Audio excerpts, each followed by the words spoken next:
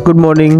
সকাল 11টা বাজতে 10-এ দিনটা শুরু করলাম। আজ বেশ অনেকটা আগে রেডি হয়ে নতুন জুতোতে পা গলিয়ে বেরিয়ে পড়লাম। তারপরে পৌঁছে গেলাম দমদম। আর দমদমে নেমে সাবওয়ে দিয়ে যেতে গিয়ে দেখি মহা জনসমুদ্র আমারই জন্য অপেক্ষা করছিল। যদিও এই ভিড়টা কিন্তু নিত্যদিনের। 12:30 নাগাদ কার্যনগরে পৌঁছালাম আমার অফিসের লোকেশনে। দেন আর কি মায়ের দর্শন করে অফিসে ঢুকে গেলাম। আর এদিকে বর বেরিয়ে যাওয়ার পরেই দেখি মেয়ে উঠে গেল। আর কি, আমারও শুরু হয়ে গেল নিত্যদিনের রুটিন। মেয়েকে জামা কাপড় ছাড়িয়ে ভালো করে হাত মুখ পরিষ্কার করে বসলাম হচ্ছে এই কাড়া বা তোয়াকটা খাওয়াতে, কারণ মেয়ের খুব কাশি হয়েছে। তো বাড়িতে হোমমেড আমি এটা বানিয়েছিলাম বাসক পাতা মধু টধু দিয়ে।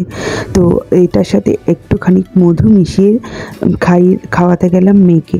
কিন্তু ওই যে তালবাহানা, কিছুতেই সে খাবে না। তারপর কি অগত্যা পাশের ফ্ল্যাটের বোনটার সাহায্য নিয়ে ওকে খাওয়াতে গেলাম। আর এদিকে তো সে কেঁদেই অস্থির। একটুখানি আদর করে চলে আসলাম ওর ব্রেকফাস্টটা বানাতে। আর ওকে আজকে দেবো দুধ মুড়ি।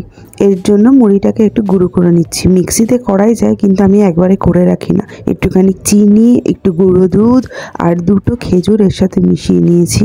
আর টেস্টটাও এর জন্য ভালোই হয়। আর একটুখানি গরম জল দিয়ে ভালো করে পাতলা করে গুলে নিয়েছি। বেশি ভারী হলে ম্যাডামে আবার চলে না, কারণ উনি আবার ওয়াক তুলে দেন। তো তাই একটু পাতলা করেই গুলে নিয়েছি। আর এদিকে আমি বসে গেছি ওকে খাওয়াতে। আর এভাবেই সকালটা আমার কেটে গেল। আর তারপরে চলে গেলাম হচ্ছে ওকে স্নান করাবার উদ্দেশ্যে। গিজারটা চালিয়ে নিয়েছিলাম, জলটাও গরম করে নিয়েছি। আর এর মধ্যে দেখি পাশের ফ্ল্যাটের দিদি জন্মদিন উপলক্ষে মিষ্টি আর ঘুগনি দিয়ে গেল। আর এইগুলো ঢাকা চাপা দিয়ে চললাম হচ্ছে মেয়ের জিনিসগুলো রেডি করতে, কারণ স্নান করে উঠলে ওর প্রচণ্ড ঠান্ডা লাগে আর খালি বলতে থাকবে ঠান্ডা ঠান্ডা। তো আগে আমি সব জিনিসগুলো রেডি করে নিই, বিছানা সাজিয়ে গুছিয়ে নিই, দিয়ে ওকে স্নান করাতে নিয়ে যাই। আর এই যে আমার মহারানী স্নান করে চলে এসছে।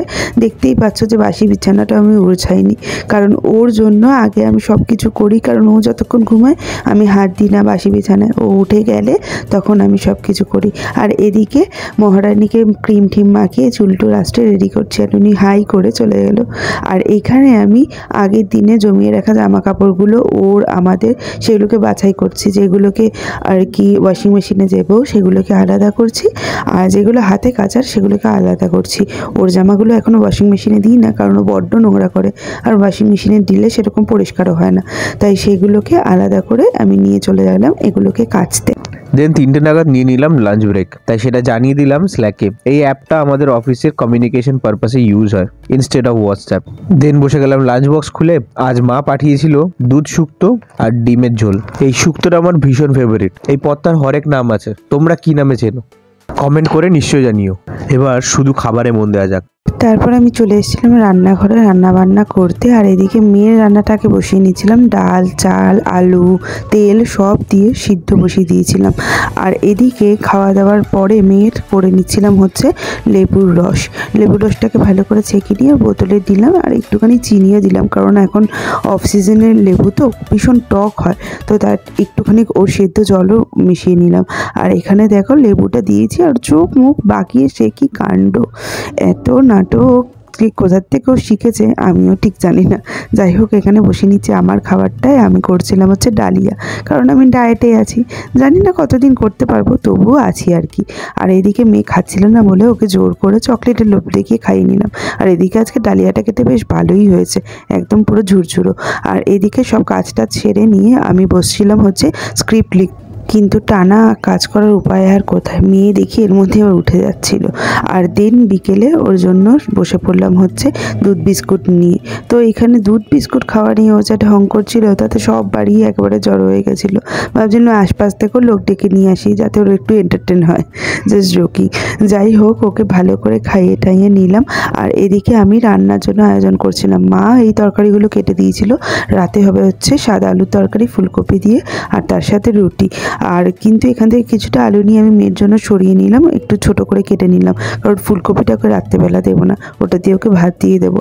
আর দুপাশে দুটো তরকারি আমি বসিয়ে নিলাম, যাতে টাইমটাও বেঁচে যায়, কারণ বর আসলে একটু তো কথা বলতে হবে আর খেতেও দিতে হবে। সারাদিন অফিসে এত কাজ ছিল যে ক্লিপই তুলতে পারিনি, তাই একেবারে বেরিয়েই ব্লগ করছি। আচ্ছা, আজ আমরা দুজনে মিলে এই ব্লগটা করলাম। তোমাদের কেমন লাগলো অবশ্যই কিন্তু জানিও। আর এদিকে আমি দমদমের আশপাশ দেখতে দেখতে আসতে গিয়ে দেখি ট্রেনের অ্যানাউন্সমেন্ট হয়ে গেছে। তাই প্রায় দৌড়ে দৌড়ে স্টেশনে উঠতেই দেখি ট্রেন দাঁড়িয়ে আছে। আর একটু হলেই মিস করে যেতাম। ট্রেনে উঠে খেয়ে নিলাম 1 প্যাকেট বাদাম, আর তারপরে নেমে পড়লাম বারাসাতে। আর খুবই আশ্চর্যভাবে আমাদের বাড়ির পাশের বিয়ে বাড়িটাতে আজকে আবারও একটা বিয়ে। এ মাসে এত বিয়ে, তাও একটাও নেমন্তন্ন নেই। আর কি, বর দেখি নিচে চলে এসে ফোন করলো, তাই বাবা আর মেয়েকে পাঠিয়ে দিলাম ওকে রিসিভ করতে। আর এদিকে আমার তো এখনও রান্না হয়নি, জানি না কখন হবে।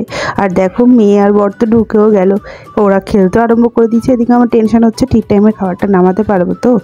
আর আজ ডিনারে ছিল রুটি আর সাদা আলুর তরকারি, আর বউ ভেজে দিয়ে গেল গরম গরম অমলেট। তো আজ এখানেই শেষ করলাম, দেখা হচ্ছে কাল।